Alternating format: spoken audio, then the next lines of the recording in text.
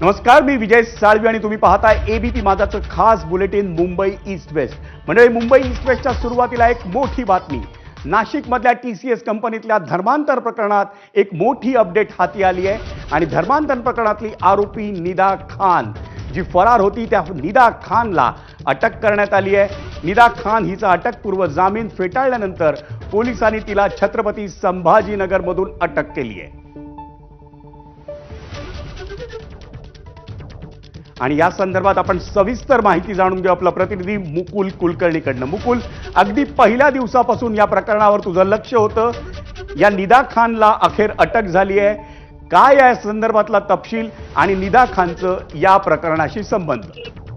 अत्यंत महत्त्वाची ही घडामोड आहे. 25 मार्चला TCS प्रकरणातला पहिला गुन्हा दाखल करण्यात आलेला होता. त्यानंतर 7 आरोपींना पोलिसांनी अटक केलेली होती. मात्र निदा खान 25 मार्च पासून फरार होती. पोलिसांना ती वारंवार गुंगारा देत होती. तिच्या शोधासाठी 3 ते 4 पथकं नाशिकच्या क्राईम ब्रँचने रवाना केलेले होते. मात्र निदा खानचा कुठेही तपास लागत नव्हता.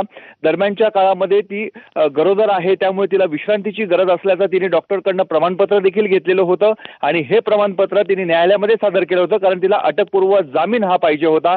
मात्र न्यायालयाने मागील आठवड्यामध्ये तो जामीन अर्ज फेटाळला आणि त्यानंतर पुन्हा एकदा निदा खानचा हा शोध सुरू झाला.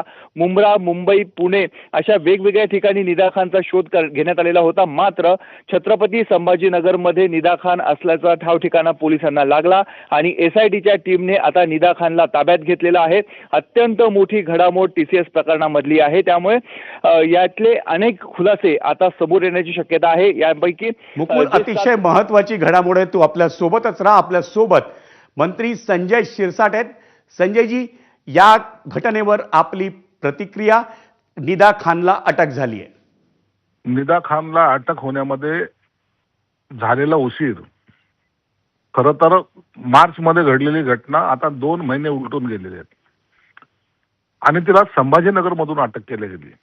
हो, माझं तुम्हाला स्पष्टपणे माझं मत आहे की हा संभाजीनगर एक तर सेन्सिटिव्ह शहर आहे आमचं.